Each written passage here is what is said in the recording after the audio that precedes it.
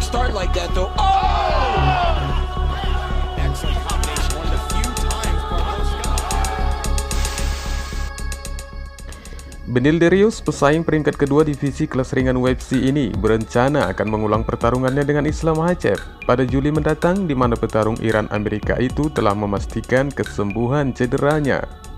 Meski seharusnya dia telah melawan Islam Makhachev pada UFC Vegas 49 yang lalu, namun beberapa prediktor masih saja meragukan kesiapannya untuk pertarungan berikutnya.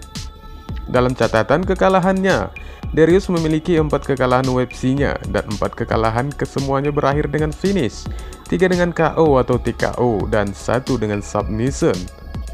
4 kekalahan finish sebetulnya agak mengotori blueprint seorang petarung demi meneruskan langkah karirnya di oktagon, karena bentuk kekalahan sebanyak dan seperti itu menandakan ada beberapa titik kelemahan yang nyata di depan lawan. Sebagai bahan pengujiannya, inilah keempat kekalahan brutal Beneil Darius sepanjang pertarungan UFC-nya.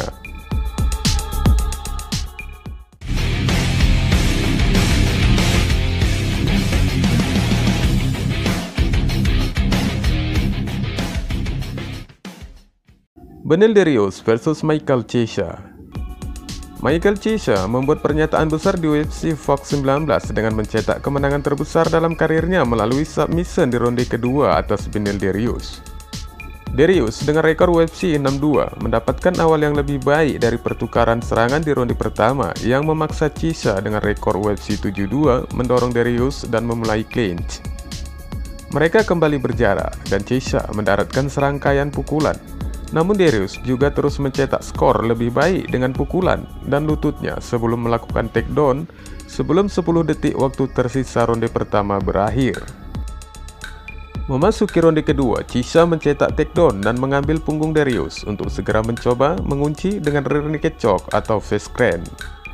Akhirnya, Chiesa mampu mengunci sikunya di rahang dan menekan sampai Darius dipaksa untuk melakukan tap out pada menit ke-1 di ronde kedua.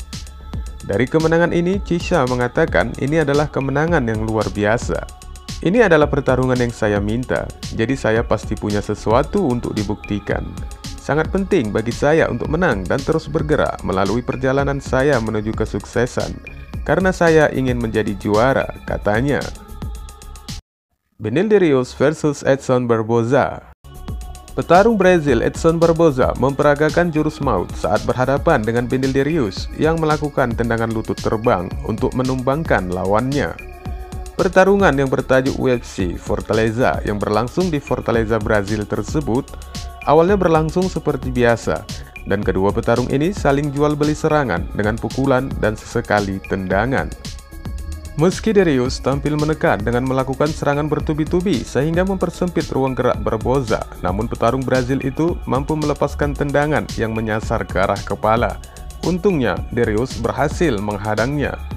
Namun tidak untuk ronde kedua, di mana ketika Darius mulai mencocor Barboza dengan pukulan kirinya, namun ia mendapat balasan yang lebih keras dari Barboza dengan sebuah tendangan meski Darius mampu memberikan balasan. Di saat Darius terus menekan Barboza yang berputar-putar untuk menjaga jarak, tak disangka Barboza melompat dan melepaskan tendangan lutut yang membuat Darius tumbang seketika. Wasit langsung menjauhkan Barboza untuk memastikan keadaan Darius, di mana akhirnya kemenangan jatuh pada Barboza melalui tendangan KO-nya yang disebut-sebut sebagai KO terbaik UFC di tahun 2017. Beneil Darius versus Alexander Hernandez.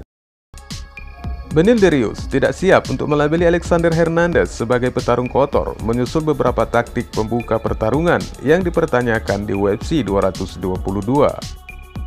Hernandez dengan rekor UFC 1-0 memasuki pertarungan di kelas ringan sebagai pengganti pemberitahuan singkat, dan masa itu namanya pun relatif tidak dikenal.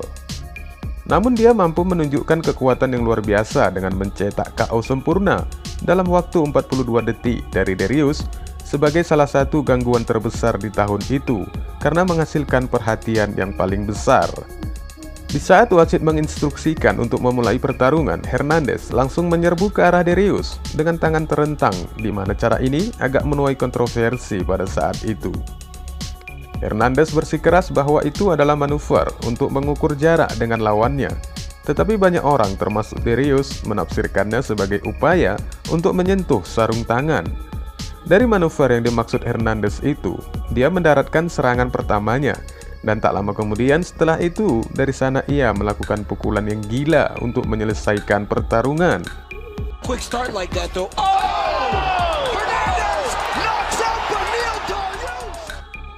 Beneil Dariush versus Ramsey Nijem. Sebelum pertarungan dimulai, banyak orang memandang tatapan petarung Palestina Ramsey Nijem sangat berbeda yang bisa saja berarti dua hal. Pertama, dia haus darah, dan kedua, dia terburu-buru, dan sayangnya untuk Beneil Dariush, keduanya menjadi benar baginya. Sebuah hook kiri tepat waktu hanya 40 detik sebelum akhir babak pertama menempatkan Dariush keluar dari penderitaannya dan Nijem ke dalam lingkaran pemenangnya.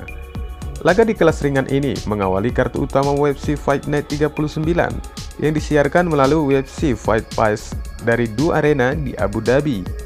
Awalnya Dariush memulai pertarungan dengan tenang dan santai, terus-menerus menangkis agresi Nijem yang tiada henti selama sekitar 4 menit.